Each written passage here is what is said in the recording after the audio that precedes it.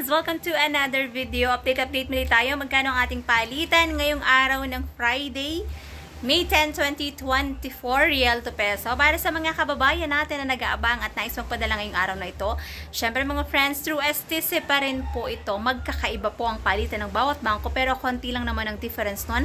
At least magkakaroon kayo ng idea kung magkano ang ating update exchange rate ngayong araw ng Friday, May 10, 2024.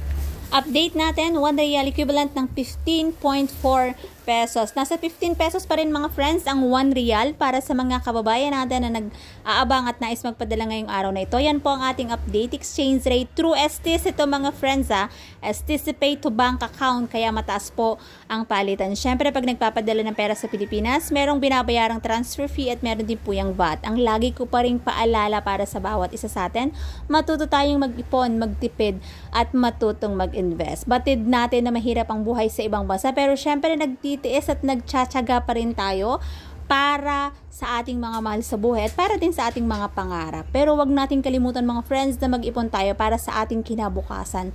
Dahil napakahirap ng buhay sa Pilipinas mga friends kapag uuwi ka na wala ka man lang ipon. Para sa mga kababayan din natin, especially sa mga magko-for good na, napakasarap umuwi sa Pilipinas na merong savings, may ipon.